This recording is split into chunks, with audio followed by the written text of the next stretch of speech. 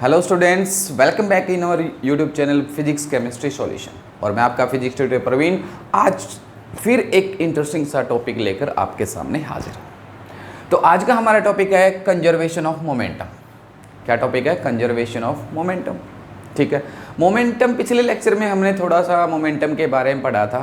क्या पढ़ा था? मोमेंटम क्या होता है? हमने पढ़ा था कि मोमेंटम किसके इक्वल होता है? Mass of an object into velocity. और हमने ये पढ़ा था कि मोमेंटम उसी ऑब्जेक्ट का होता है जो ऑब्जेक्ट मोशन में होता है, क्योंकि अगर मोशन में होगा तभी उसके पास कुछ वेलोसिटी होगी। अगर कोई ऑब्जेक्ट रेस्ट में हुआ तो उसकी वेलोसिटी जीरो होगी और उसका मोमेंटम भी क्या होगा? जीरो। यानी किसी भी ऑब्जेक्ट में कितना मोमेंटम होता है ये हमें कौन बताता है? This formula, mass into velocity. उस ऑब्जेक्ट का मास कितना है और वेलोसिटी कितनी है। ठीक है, आज हम पढ़ते हैं कि उसी मोमेंटम को का कंजर्वेशन का मतलब होता है कंजर्व रहना, मतलब कोई भी चीज़ चेंज ना होना, चेंज सुरक्षित रहना मतलब चेंज ना होना। तो ये लॉ क्या बोलता है? Law of conservation of momentum. According to this law, पहले हम इसको लिख लेते हैं। law of conservation of momentum।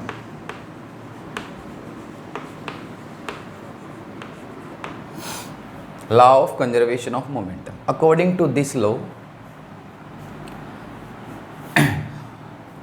according to this law, for an isolated system,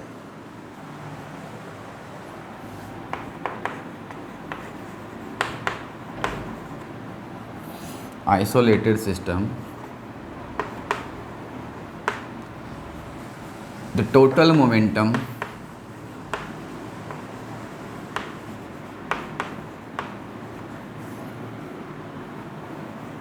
of the system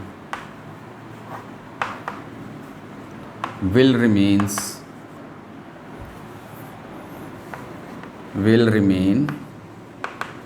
constant। will remain constant यानी मोमेंटम इफ आइसोलेटेड सिस्टम। इस word का मतलब समझिए, आइसोलेटेड सिस्टम वो होता है, हम उसको बोलते हैं जिस सिस्टम में कोई भी एक्सटर्नल फोर्स अप्लाइड ना हो। मतलब आप इसको ब्रैकेट में लिख सकते हैं, व्हेन नो एक्सटर्नल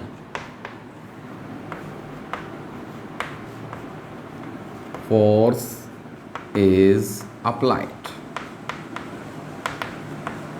लेकिन आपको पता होना चाहिए कि आइसोलेटेड सिस्टम होता क्या है। उसको हम उस सिस्टम को आइसोलेटेड बोलते हैं जिसमें कोई भी एक्सटर्नल फोर्स नहीं लग रही होती है, यानी बाहर से हम कोई भी फोर्स नहीं लगाते। ठीक है, आइसोलेटेड सिस्टम में ऑब्जेक्ट कितने होते हैं? कितने भी हो सकते हैं, 1 2 3। मान लीजिए जैसे हम इसको एक एग्जाम्पल से समझते हैं। फॉर एग्जाम्पल, दो ऑब्जेक्ट मूव कर रहे हैं। Having some particular mass in same direction. किसमें? Same direction. मान लीजिए एक ऑब्जेक्ट है, इसका मास है m1, वो इस डायरेक्शन में मूव कर रहा है विद सम वेलोसिटी u1। ठीक है, दूसरा ऑब्जेक्ट है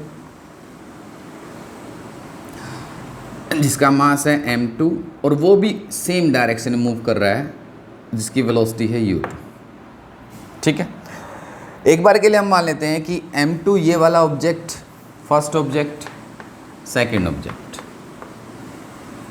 ये सेकंड और ये फर्स्ट, ये इस डायरेक्शन में मूव कर रहा है जिसका किस वेलोसिटी के साथ? u2 के साथ। और ये इस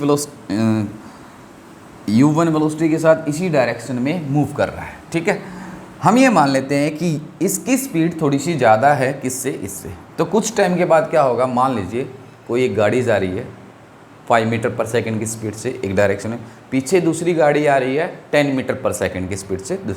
तो क्या होगा, इन दोनों में क्या होगा, कोलिजन होगा। क्या होगा, कोलिजन M1 M2, दोनों में क्या होगा, कोलिजन। कुछ टाइम के बाद वो टकराएंगे। ठीक है, टकराने के बाद क्या होगा, टकराने के बाद एक चीज़ दूसरी चीज़ से टकराती है तो कुछ फोर्स लगाएगी। ठीक है, फोर्स लगाएगी। फोर्स लगाने के बाद क्या होगा, फोर्स लगने से अगर एक ऑब्जेक्ट दूसरे पर फोर्स लगाएगा तो उसकी वेलोसिटी में कुछ चेंज होगा, कुछ चेंज होगा। तो मान लेते हैं आफ्टर कोलिजन क्या हो गया, मास m1, इसकी वेलोसिटी क्या होगी, चेंज होगी। पहले वाले की भी क्या होगी, चेंज, u1 से v1, और दूसरे वाले की भी क्या हो गई,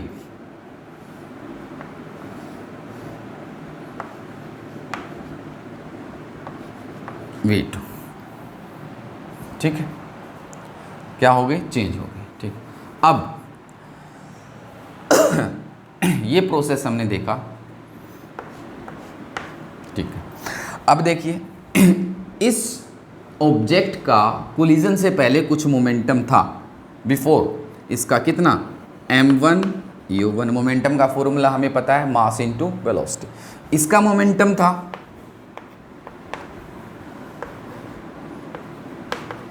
m2 u2। टोटल मोमेंटम कितना था before collision, so total momentum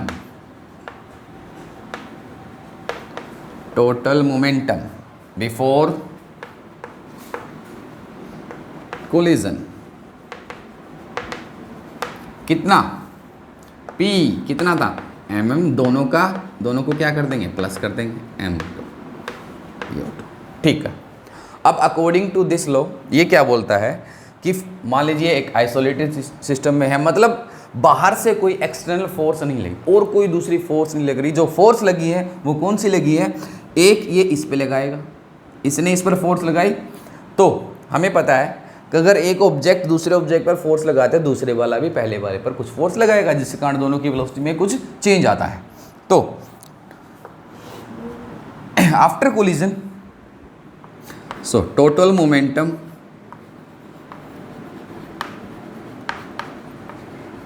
after collision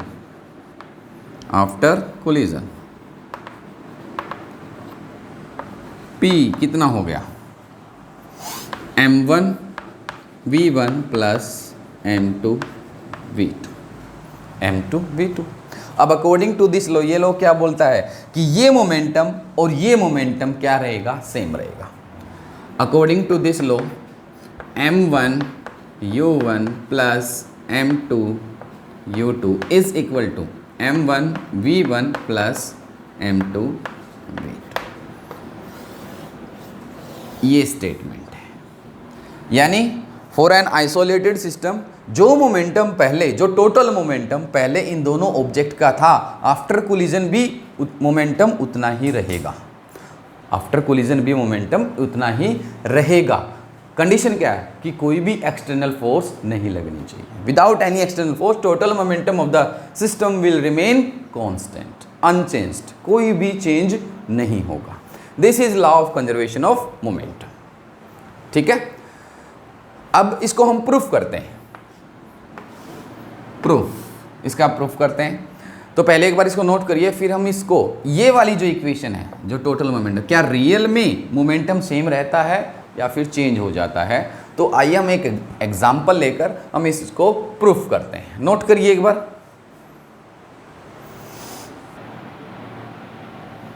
तो आइए अब हम इसका प्रूफ करते हैं, law of conservation of momentum को प्रूफ करते हैं कि क्या रियल में हमें क्या प्रूफ करना है।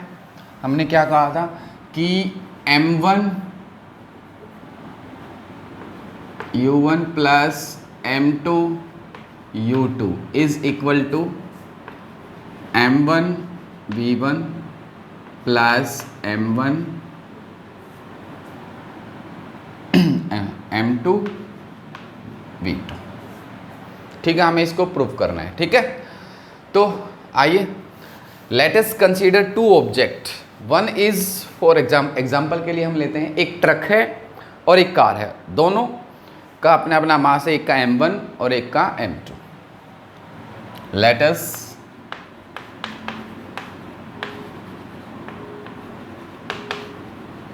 Consider a truck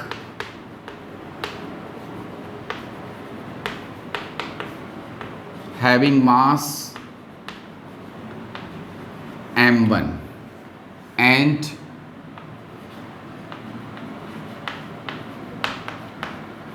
velocity u1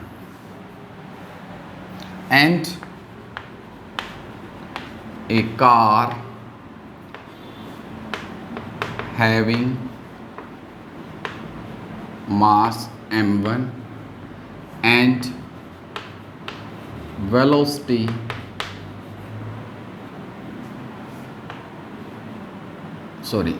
mass m2 and velocity u2 moving in same direction।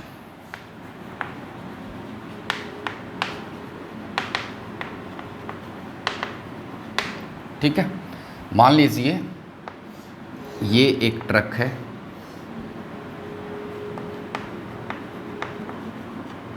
Mass m1, ठीक है, और एक कार है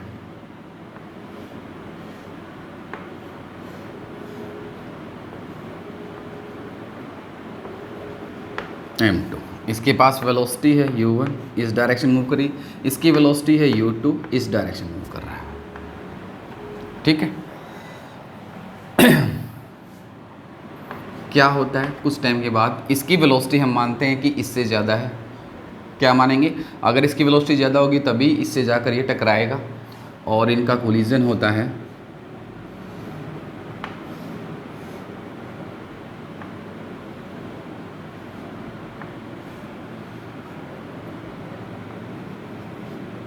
m1 u1 m2 u2 collision के बाद होगा क्या? वेलोसिटी, क्योंकि फोर्स लगेगी, इसकी वेलोसिटी क्या हो जाएगी v1 एंड इसकी वेलोसिटी क्या हो जाएगी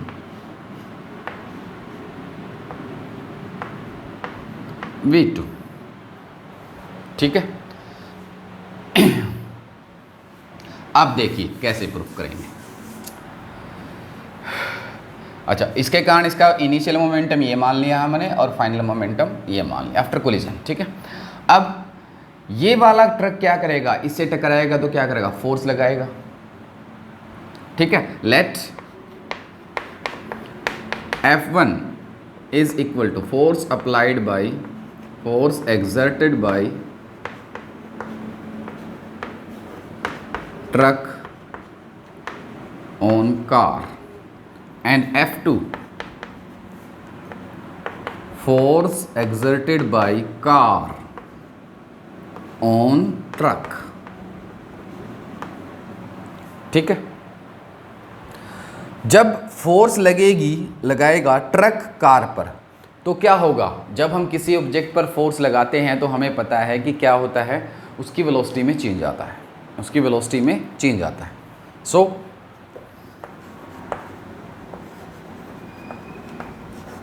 change in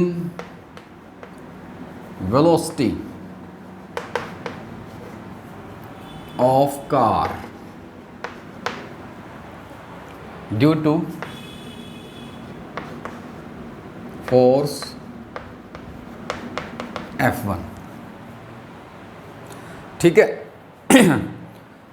तो F1 फोर्स कितनी हो गई? सो F1 फोर्स कितनी हो गई? फोर्स का फॉर्मूला क्या होता है? m इंटू ए, और a क्या होता है? एक्सेलेरेशन। एक्सेलेरेशन, क्योंकि फोर्स लगाएंगे तो फोर्स लगाने से क्या होगा? बॉडी एक्सेलरेट होगी। और एक्सेलेरेशन देखिए m, कौन सा m? m2 किसका, किस पर लग रही है? कार पर। अब देखिए m2 चेंज इन वेलोसिटी क्या होती है? किसकी? कार की। पहले कितनी थी? u2, बाद में कितनी हुई? v2 minus u2 divide by ये क्या होता है? टाइम। क्या होता है? Time. Mass into acceleration. Acceleration का फॉर्मूला क्या होता है? चेंज मास इंटू एक्सेलरेशन का change in velocity with respect to time. ठीक है, अब F1 किसके इक्वल हो गया? नाउ इधर देखिए,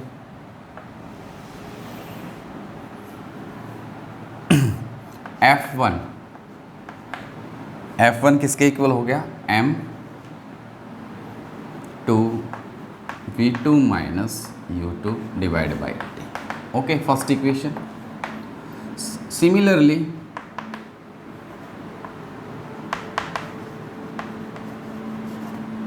F2 क्या होगी? वो फोर्स जो कार लगाएगी किस पर?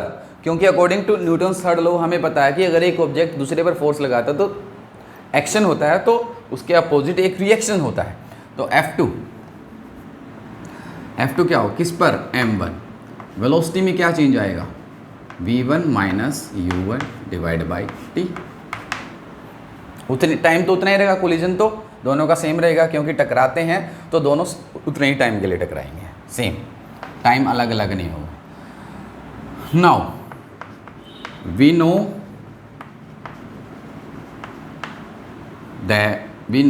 क्या जानते हैं? According to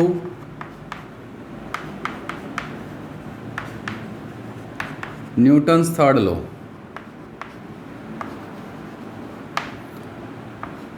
F1 is equal to minus F2। दोनों क्या होते हैं? इक्वल होते हैं but in opposite direction. So from 1 and 2, ये इक्वेशन सेकेंड। सो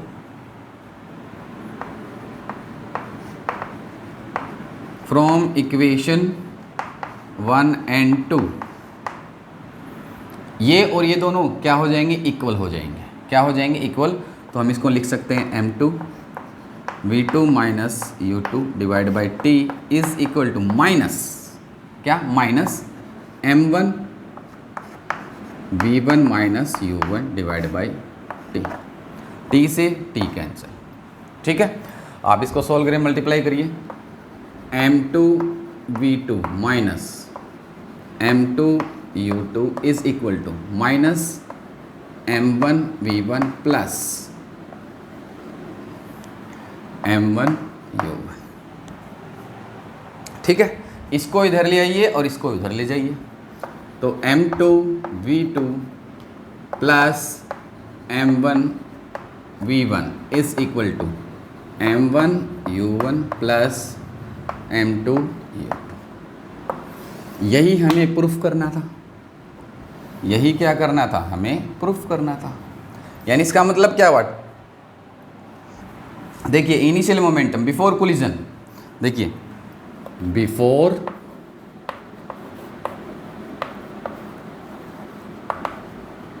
कोलिजन और ये आफ्टर कोलिजन, दोनों क्या आ गए?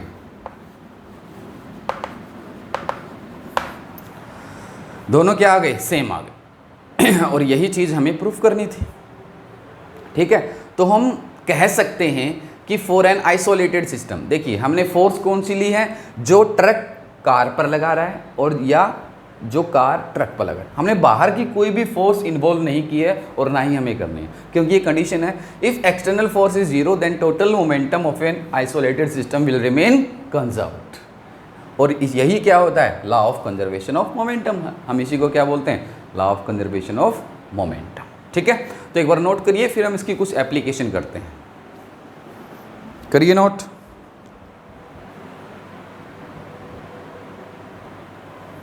तो आइए अब हम इसकी कुछ एप्लीकेशन करते हैं। कौन सी? जैसे हमने पढ़ा है कि एरोप्लेन, रॉकेट की का जो प्रिंसिपल है, वर्किंग का प्रिंसिपल, वो किस पर बेस्ड होता है? Action and reaction are equal and opposite, मतलब according to Newton's third law. ठीक है, तो कैसे होता है?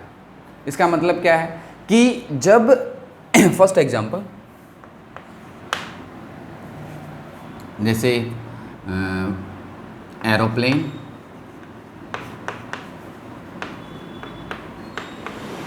और रॉकेट में होता क्या है? देखिए, जब रॉकेट में जैसे कुछ हम बना लेते हैं, इसकी शेप कुछ इस टाइप की होती है, आपने देखी होगी।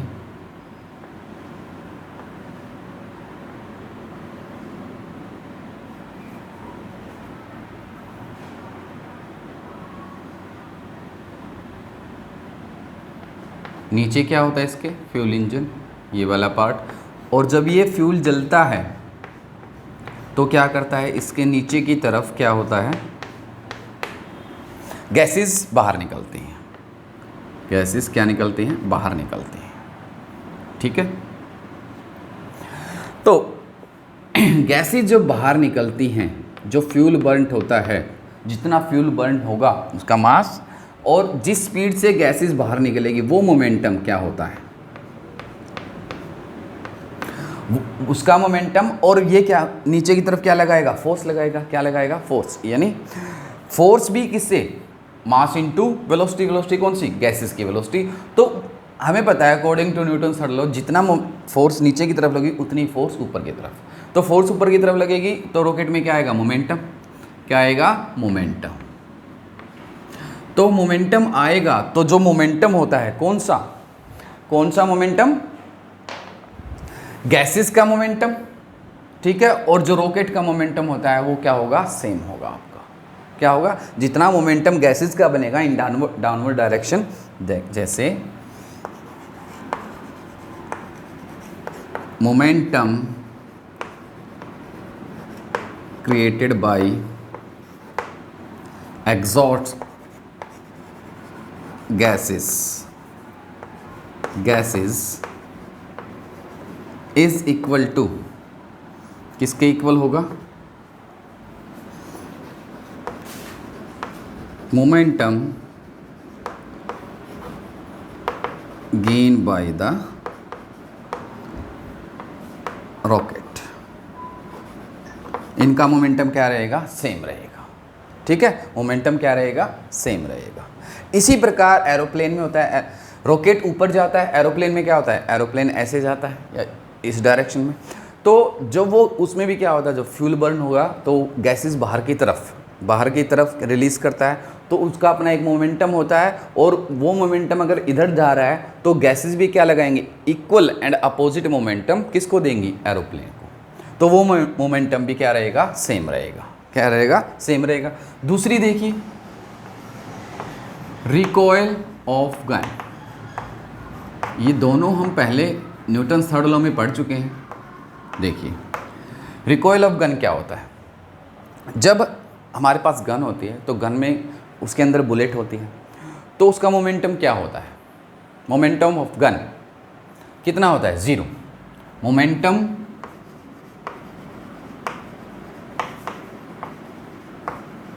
ऑफ गन क्या होता है, before firing is equal to 0। क्या होता है, 0। तो जब हम फायर करते हैं तो फायर करने के बाद ये हम इसको क्या मान लेते हैं, एक सिस्टम मान लेते हैं, आइसोलेटेड सिस्टम। फायर करते हैं तो बुलेट आगे की तरफ जाती है, और गन झटका क्यों लगता है, सोचिए झटका क्यों लगता है। इसका रीज़न ये होता है कि जो टोटल मोमेंटम होता है गन का वो क्या रहना चाहिए, कंजर्व रहना चाहिए। क्या रहना चाहिए, 0।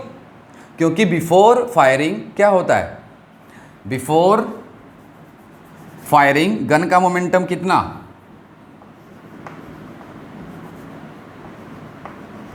कितना, 0। तो बाद में भी क्या रहना चाहिए, 0।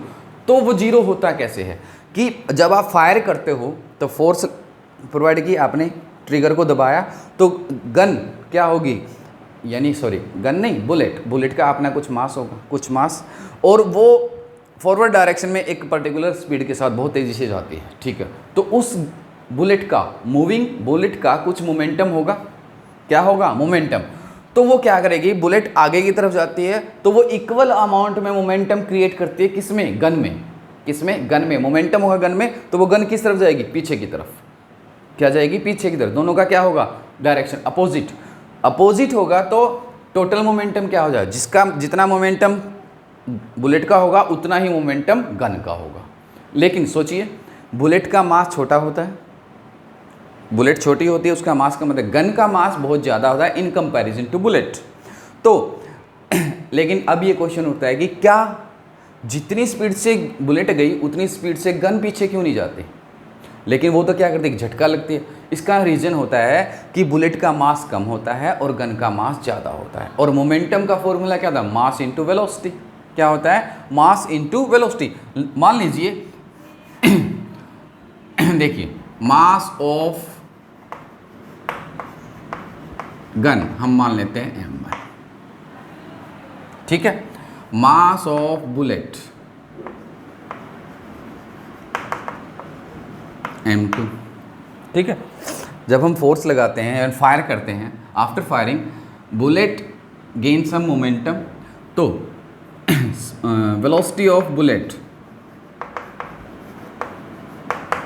कितनी, v2, कितनी मान लेते हैं v2, और उसके साथ साथ जर्क लगता है किस पर, झटका लगता है किस पर, गन पर। गन भी क्या अपोजिट डायरेक्शन में थोड़ा सा मूव करती है, तो वेलोसिटी ऑफ गन कितनी, v1। तो लेकिन ये क्या होंगे सो बिफोर फायर मोमेंटम कितना था गन का, देखो momentum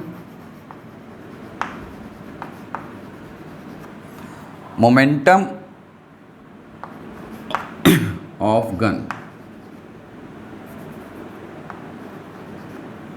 before firing is equal to momentum of gun plus bullet is after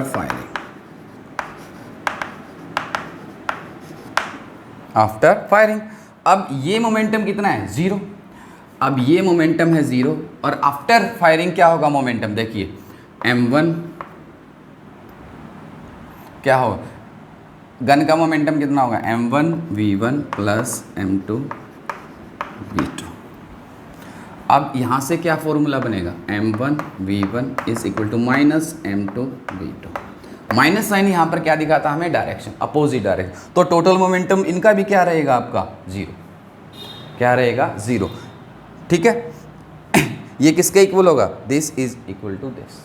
तो टोटल करोगे जब क्या आएगा, 0। तो दोनों का मोमेंट यानी फायरिंग से पहले और फायरिंग के बाद मोमेंटम क्या रहेगा, 0 ही रहेगा। तो हम इसको क्या बोल सकते हैं, momentum of bullet is equal to momentum of gun but in opposite direction. इसलिए जब हम उनको टोटल करेंगे तो टोटल मोमेंटम क्या रहेगा, 0, क्या रहेगा, 0, ठीक है। तो आइए हम एक छोटा सा एक न्यूमेरिकल सॉल्व करते हैं, आपको समझ में आ जाएगा हम कैसे निकाल सकते हैं। अगर ये क्वेश्चन आता है बाई चांस, मान लो आपको बोल दिया जाए कि एक गन का मास दे दिया, आपको बुलेट का मास दे दिया और बोल दिया कि बुलेट की स्पीड इतनी है, तो बताइए गन की स्पीड कितनी होगी अपोजिट डायरेक्शन में, वो स्पीड हम निकालेंगे कैसे। तो उसका निकालने का तरीका देखिए, एक बार इसको नोट कर लो, कर लिया होगा आपने नोट, वरना नहीं तो पॉज करके नोट कर लो।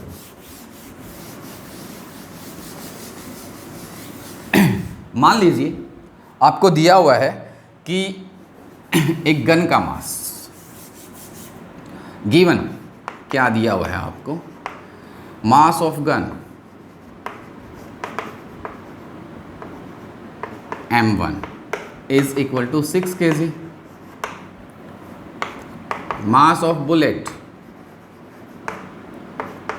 m2 is equal to 10 gram, क्योंकि हमें पता है बुलेट का mass in comparison to gun बहुत कम होता है, ठीक है। वेलोसिटी ऑफ बुलेट दी हुई है आपको, bullet v2 300 metre per second, 300 metre per second. तो अब हमें क्या निकालना है, v1 निकालनी है। So according to conservation of momentum हमें क्या पता है, हमें फॉर्मूला क्या आता है, m1 v1 is equal to m2 v2। क्या होता है, m1 v1 is equal to m2 v2, ठीक है। आपको निकालना क्या है, v1 निकालनी है। तो v1 का फॉर्मूला क्या बनेगा, m2 v2 divide by m1। Value रख दीजिए, वैल्यू पुट करिए, m2 10 gram into velocity 300 metre per second. हम इसको क्या कर सकते हैं, किलोग्राम में कन्वर्ट कर लेंगे, 10 ग्राम को किलोग्राम में, 0.01 ऐसा यूनिट में कन्वर्ट कर लेते हैं, किलोग्राम, डिवाइड बाय किसके, m1 मास ऑफ गन। ठीक है, इस पॉइंट को हटाएंगे तो नीचे कितना आएगा 1000, 1 2 3, कितना आया 3/6, मतलब 0.5 मीटर पर सेकेंड। इस स्पीड से क्या होगी, गन पीछे की तरफ मूव करेगी। अब देखो ये स्पीड कितनी है और बुलेट की स्पीड कितनी है, बट फ़र्क क्या है, इसका मास ज़्यादा है और इसका मास कम है। तो टोटल मोमेंटम आप कैलकुलेट करोगे तो क्या आएगा, इनका दोनों का सेम आएगा। इस प्रोसेस को बोलते हैं रिकॉइल ऑफ गन। क्या बोलते हैं, रिकॉइल ऑफ गन। उम्मीद है आपको अच्छे से समझ में आ गया होगा। ठीक है, आप इसको नोट कर लीजिए। थ्योरेटिकली ये चैप्टर हमारा यहीं पर कवर होता है। नेक्स्ट लेक्चर में हम करेंगे इसके कुछ न्यूमेरिकल। ठीक है, सेकंड चैप्टर के हम न्यूमेरिकल सॉल्व करेंगे, इसको नोट कर लीजिए। फिर मिलते हैं नेक्स्ट लेक्चर में।